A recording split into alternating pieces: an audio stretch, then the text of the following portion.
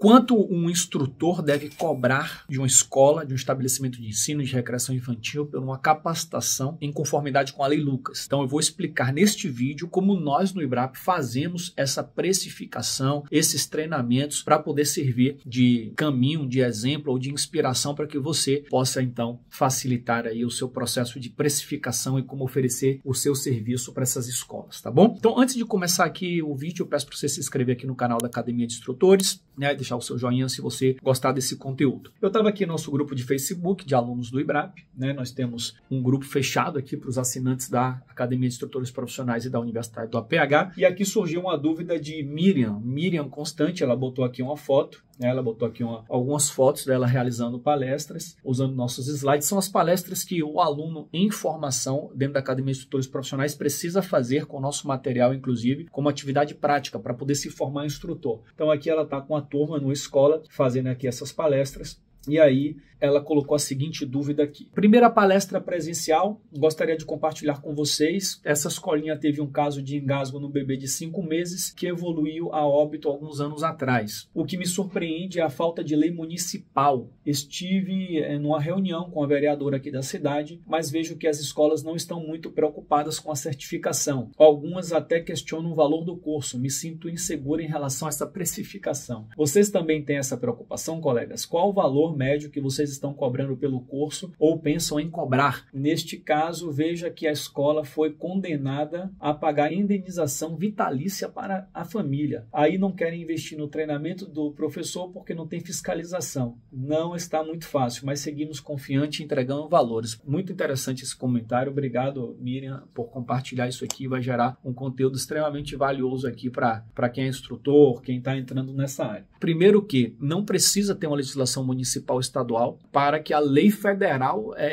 entre em vigor. Já existe a lei federal e a lei federal já obriga a ter, tá? Então, como você falou, acontecendo algo, a escola não estando preparada, as consequências jurídicas vão ser grandes. Por mais que não exista a fiscalização no momento, porque precisa de uma legislação municipal que diga que órgão vai fiscalizar, como, etc. Mas ainda assim as escolas têm que ter passado para eles essa obrigação. Infelizmente, essa consciência vem depois de tragédias. Nesse caso aqui, pelo que você relatou, nem a tragédia trouxe essa conscientização, né? Mas vamos lá. Por que geralmente essas escolas elas ainda reclamam de preço e acham estranho alguém cobrar para ensinar primeiros socorros? Porque, historicamente, primeiros socorros sempre foi tem que ser um trabalho voluntário. Tem sempre algum pai ali, uma mãe que é da área de saúde, da área de APH, vai lá fazer uma palestrinha e tal, de graça, e todo mundo acha que por ser uma matéria muito importante, não é muito feio cobrar por isso. Mas também é importante a profissão do professor, de quem trabalha em qualquer setor da escola, também é importante dos seguranças, é importante quem trabalha no SAMU, que é importante quem trabalha na segurança. Qualquer profissão é importante, mas todo mundo precisa da sua remuneração para poder viver. E aí o que acontece? O fato de ensinarmos primeiros socorros, na maioria das vezes, de forma voluntária, isso faz com que você não se profissionalize nessa tarefa. Então faz de qualquer maneira, sem os devidos equipamentos, sem a devida qualificação, e a qualidade do treinamento acaba sendo ruim. Por isso que nós criamos a Academia de Instrutores Profissionais e as nossas formações de instrutores do IBRAP, para que a gente possa te formar como instrutor de primeiros socorros, por exemplo, e te profissionalizar, te ensinando a se posicionar no mercado de trabalho como um profissional, valorizar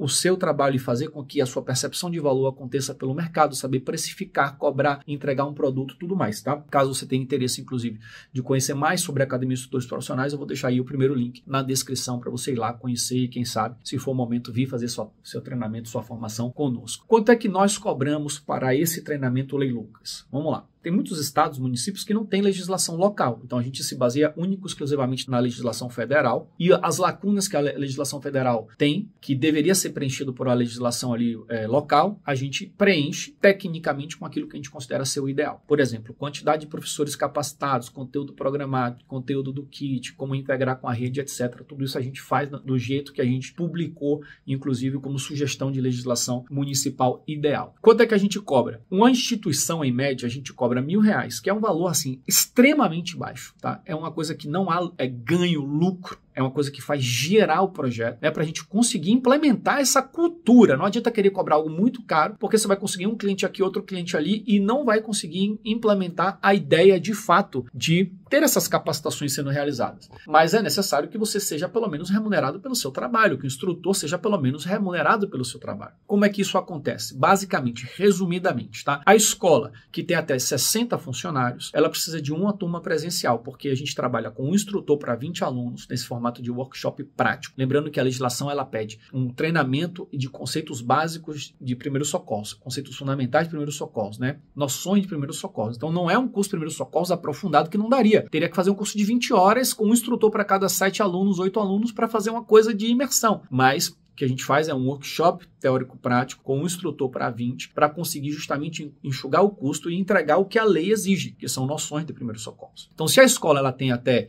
60 colaboradores no total, e aí a escola tem que te passar isso assinado, né, comprovando realmente, né, declarando que ela tem aquela quantidade, e aí você pode fazer, a gente sugere, o mínimo de um terço. 20 pessoas têm que fazer o treinamento presencial. Inclusive, as legislações municipais que já existem, algumas estaduais, realmente trazem isso. O mínimo é um terço. O ideal é 100%, mas o mínimo é um terço. E aí você faz uma turma presencial. Esse é o primeiro critério para a escola ter seu certificado da Lei Lucas.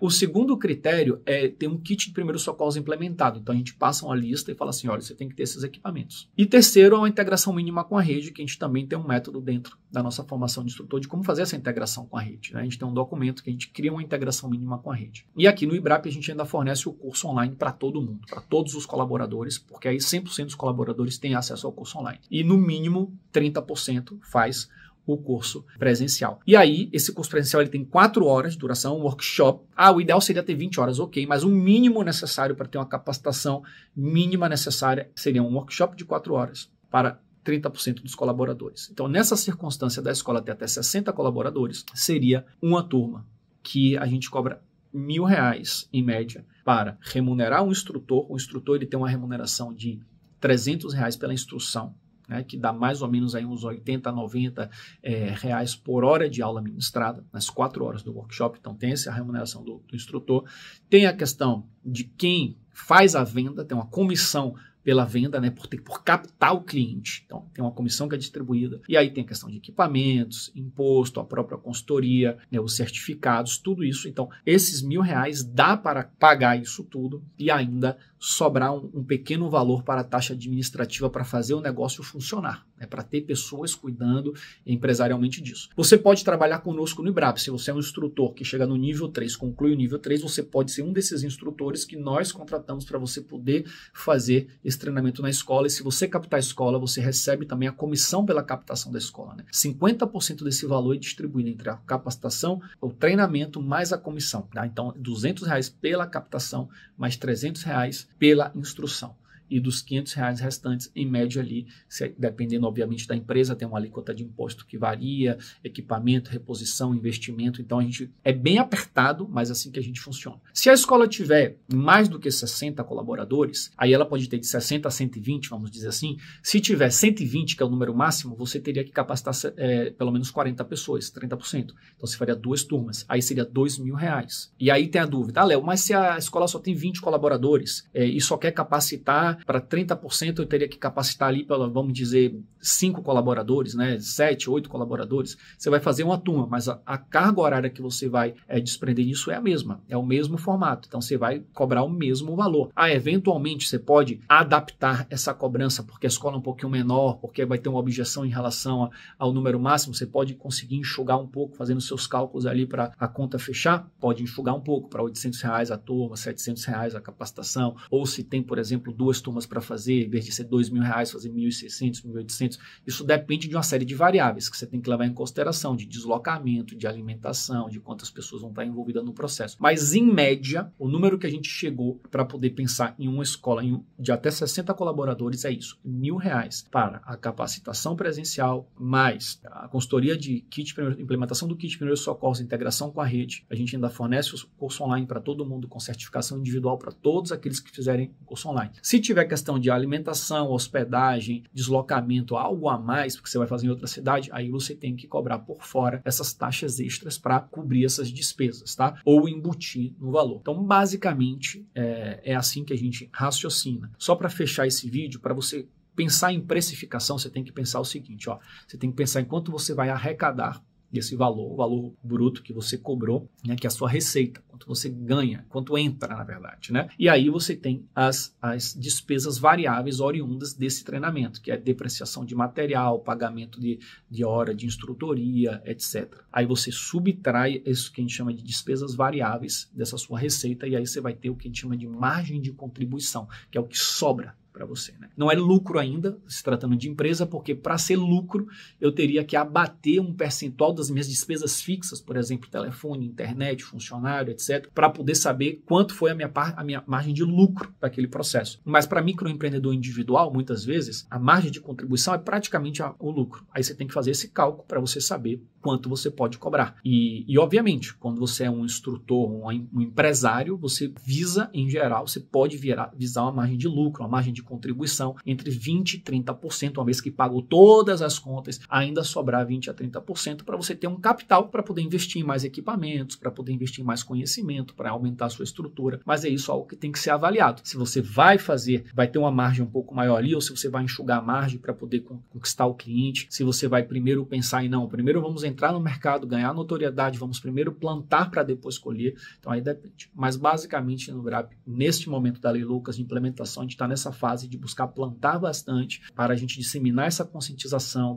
da instrução de primeiros socorros profissional, que não seja uma objeção para as escolas que nunca foram acostumadas a pagar por isso, para a gente conseguir fazer essa implementação, tá? Bom, basicamente é isso, espero que tenha ajudado. Qualquer dúvida ou informação adicional que você possa acrescentar, utilize a caixa de comentários, eu gostaria de ler também, né, dizer quanto você cobra, por que você cobra tanto, como tem sido sua experiência, né, com as escolas. Outra coisa importante, se existe uma legislação municipal ou estadual ali na sua localidade que diz como deve ser esse treinamento, etc., você tem que se adaptar e seguir exatamente o que está na legislação, tá? Você não pode fazer aí da maneira que você quiser, mas a sua precificação tem que ser feita de uma forma que a coisa funcione, que as contas fechem. Portanto, acrescente aí alguma informação nos comentários, se inscreva aqui no canal que é Academia Instrutores. E caso você queira conhecer a Academia Instrutores Profissionais, o primeiro link na descrição é a nossa plataforma do WIBRAP, que forma instrutores de primeiros socorros, SBV, controle de hemorragias. Cada formação dessa vai até o nível 3. Cada formação dessa você pode chegar até 80 horas de capacitação certificada, ou seja, é possível ter 3 certificados, totalizando 240 horas só de instrutoria, e ainda tem cursos na área de marketing, vendas, na área de ensino, na área de mentalidade, na área de gestão profissional. O link está aí na descrição, tá bom? Obrigado pela atenção, um grande abraço, estamos juntos. Tchau, tchau.